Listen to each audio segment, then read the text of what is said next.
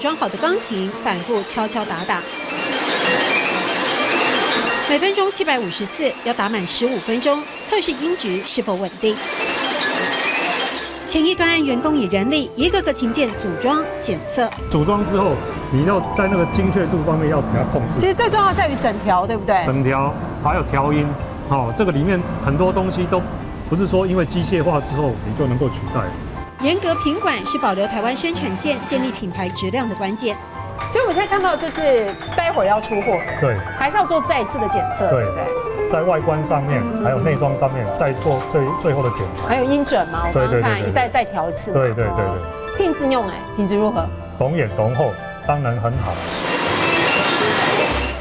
全盛时期，这间位在桃园大溪的钢琴工厂，一个月可以销售600-700台，500位员工。现在只剩1/4的产量规模。负责人成为红尖石产业不外移，5年前转型，结合音乐教育。钢琴打别火的故事，是不是听过了？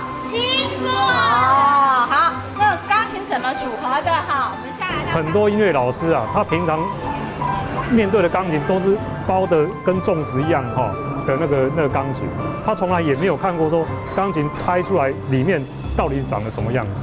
我们是希望说他们来到这个地方之后，尤其是钢琴的制造流程这个地方之后，至少对钢琴怎么做出来的有一个初步的印象。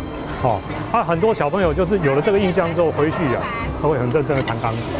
因为少子化，也因为才艺多元化，所以呢，现在钢琴销售量真的大不如前了。但尽管如此，这全台唯一的钢琴工厂，借由转型观光工厂，开发另外一种可能，寻找更多拓展地盘的机会。品质用懂眼懂后，品质用懂眼懂后。